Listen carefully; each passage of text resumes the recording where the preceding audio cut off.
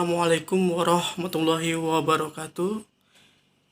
Terima kasih atas waktunya. Kami dari kelompok 5 akan mempresentasikan tentang pengelolaan persediaan pada supply chain.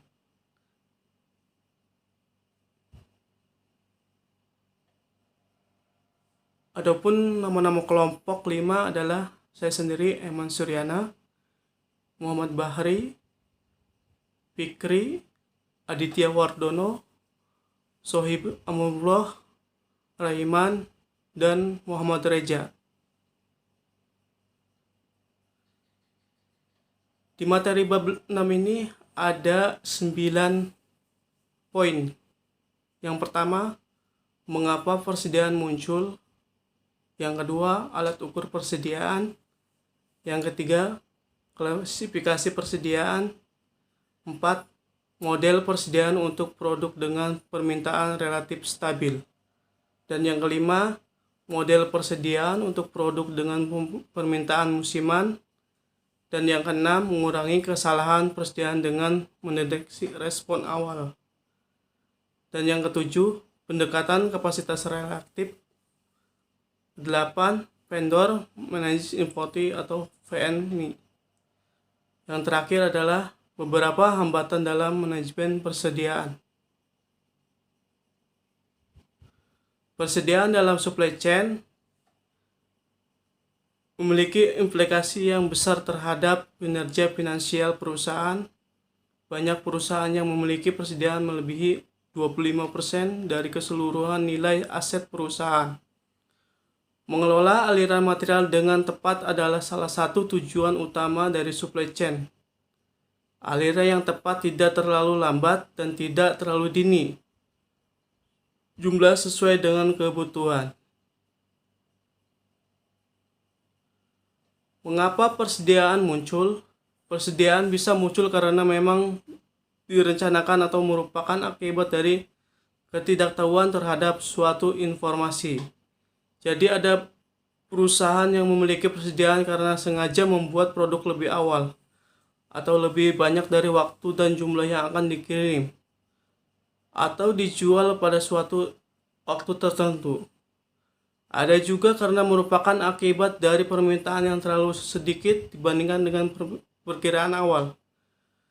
Ketidakpastian pada supply chain tidak hanya muncul dari arah permintaan, tapi juga dari arah pasokan atau operasi internal. Selain ketidakpastian perbedaan lokasi yang membuat muncul lead time pengiriman, alat ukur persediaan. Beberapa ukuran yang digunakan untuk monitor kinerja persediaan adalah 1. Tingkat perputaran persediaan inventory conversion rate. Hal ini melihat beberapa cepat produk atau barang yang mengalir relatif terhadap jumlah yang rata-rata tersimpan sebagai persediaan. Inventory day of supply didefinisikan sebagai rata-rata jumlah hari suatu perusahaan dioperasi dengan jumlah persediaan yang dimiliki. 3. Fill rate adalah persentase jumlah item tersedia ketika dimana oleh pelanggan. 3. Klasifikasi persediaan. Persediaan bisa diklasifikasikan dengan berbagai cara berdasarkan bentuknya. Pertama, bahan baku raw material. Yang kedua, barang setengah jadi atau WIP. Yang ketiga, produk jadi, finished product.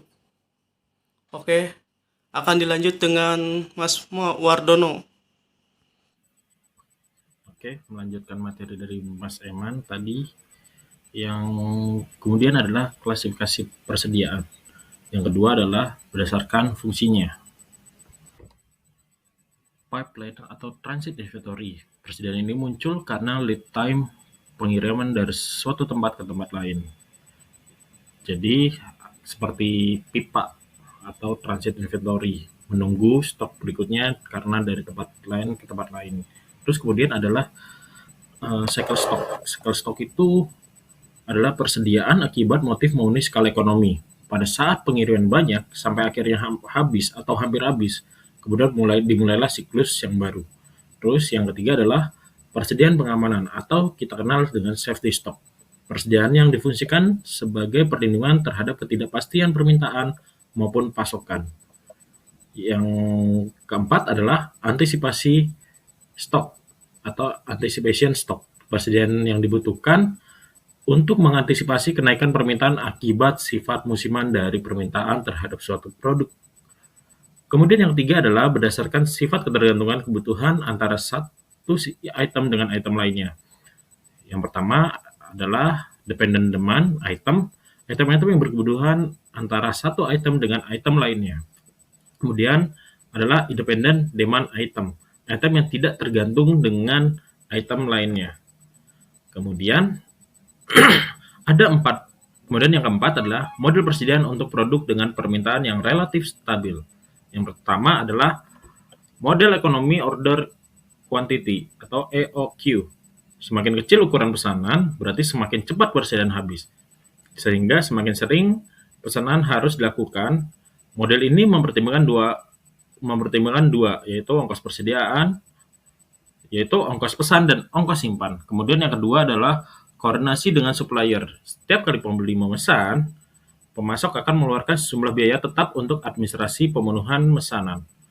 Penggunaan mekanisme koordinasi ini diikuti dengan pembagian keuntungan yang adil. Maka kedua belah pihak akan mendapatkan keuntungan karena biaya yang dikeluarkan menurun. Kemudian yang ketiga adalah mengakomodasi ketidakpastian. Apabila kita beroperasi pada situasi dengan ketidakpastian, maka dibutuhkan persediaan pengamanan untuk mengurangi kemungkinan terjadinya kekurangan terhadap barang yang bersangkutan. Kita juga memperhatikan lead time atau waktu tunggu agar saat stok sudah habis tidak akan ada terjadi kekosongan stok.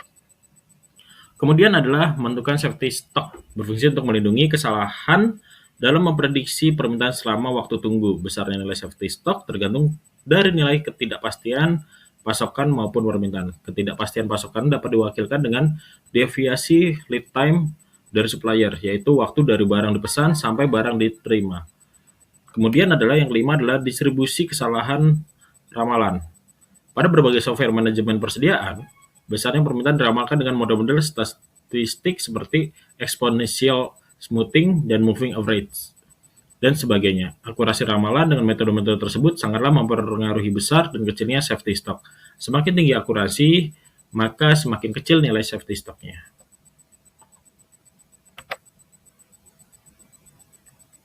Kemudian akan dilanjut oleh Mas Reza. Baik, untuk selanjutnya yaitu poin kelima, model persediaan untuk produk dengan permintaan. Untuk item-item yang permintaannya bersifat musiman, ongkos simpan dan ongkos pesan bukanlah isu utama yang harus diperhatikan. Untuk item-item dengan permintaan musiman, isu yang mendasar adalah mencari keseimbangan antara ongkos kelebihan dan ongkos kekurangan produk selama suatu musim penjualan. Produk-produk yang permintaannya bersifat musiman akan beresiko tinggi bila tidak habis pada musim jualnya. Risiko ini bisa berupa tidak terjual sama sekali karena melewati masa kadaluarsa. Contohnya seperti makanan, minuman, sayur segar, daging, surat kabar, dan majalah. Atau didiskon sampai di bawah harga pabrik pada akhir musim jualnya. Contohnya seperti garmen dan kamera digital. Yang keenam, yaitu mengurangi kesalahan persediaan dengan mendeteksi respons awal. Risiko terjadinya kelebihan dan kekurangan persediaan pada produk-produk inovatif bisa dikurangi dengan meningkatkan akurasi ramalan permintaan. Jadi kita bisa mengurangi risiko terjadinya kelebihan dan kekurangan persediaan itu dengan meningkatkan akurasi ramalan permintaan, seperti itu. Akurasi ramalan bisa meningkat apabila perusahaan atau supply chain bisa memanfaatkan informasi reaksi pasar di awal musim jual untuk merevisi ramalan. Namun, hal ini hanya bisa dilakukan secara efektif apabila lead time antara perancangan sampai distribusi produk ke pasar cukup pendek, yang memungkinkan supply chain untuk merespon pasar dengan menambah atau mengurangi jumlah produk suatu item setelah melihat reaksi awal dari pasar. Oke, jadi lead time itu waktu yang dibutuhkan dari awal hingga selesainya proses. Nah, dan kita itu bisa menambah atau mengurangi jumlah produk ketika perancang atau dan distributor itu memungkinkan untuk merespon reaksi awal dari pasar agar tidak terjadinya kelebihan atau kekurangan produk suatu item tersebut. Seperti itu. Poin yang selanjutnya yaitu poin yang ketujuh, pendekatan kapasitas reaktif. Pada industri yang produknya hanya terjual pada suatu musim jual yang relatif pendek, melakukan pemesanan sekali di awal musim mengakibatkan risiko yang tinggi. Pada industri garmen misalnya, item yang panjang dan musim jual yang relatif pendek memaksa retail melakukan pemesanan sekali. Pada akhirnya bisa mengakibatkan kelebihan produk yang banyak, sehingga perlu program diskon atau pengurangan produk, sehingga permintaan banyak yang tidak terlayani. Namun ada kalanya retail bisa melakukan lebih dari sekali pemesanan untuk memenuhi kebutuhan suatu musim jual. Selanjutnya akan dibacakan oleh Raimanul Hakim. Baik, selanjutnya poin 8, Vendor Managed Inventory atau VMI. Secara tradisional, perusahaan pembeli selalu menentukan waktu dan ukuran pesanan berdasarkan informasi yang mereka miliki. Pemasok akan merespon permintaan tersebut secara pasif, tanpa mencari tahu lebih lanjut mengapa perusahaan pembeli memesan sejumlah tersebut. Praktik di atas mengakibatkan inefisiensi karena beberapa alasan. Alasan yang pertama yaitu pemasok tidak mendapatkan cukup atau early signal dari pembeli mengenai jumlah dan waktu pesanan. Yang kedua, pemasok sering harus mengubah jadwal produksi secara tiba-tiba, karena apa yang diminta pelanggan tiba-tiba berubah dari apa yang diperkirakan oleh pemasok, atau karena pelanggan yang lebih penting tiba-tiba melakukan pesanan mendadak, sehingga produksi untuk memenuhi pesanan dari pelanggan kelas 2 terpaksa dijadwal ulang. Baik, di sini saya akan menjelaskan beberapa poin dari nomor 9. Beberapa hambatan manajemen persediaan. Banyak hal yang mengakibatkan sistem persediaan pada supply chain tidak efektif. 1. Tidak ada metrik kinerja yang jelas. 2. Sistem pesanan tidak akurat. 3. Sistem informasi tidak andal. 4. Kebijakan persediaan terlalu sederhana dan mengabaikan ketidakpastian. 5. Biaya persediaan tidak ditaksir dengan benar. 6. Keputusan supply chain yang tidak terintegrasi. Mungkin dari kelompok kami cukup sekian.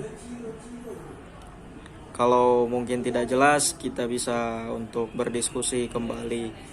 Terima kasih. Assalamualaikum warahmatullahi wabarakatuh.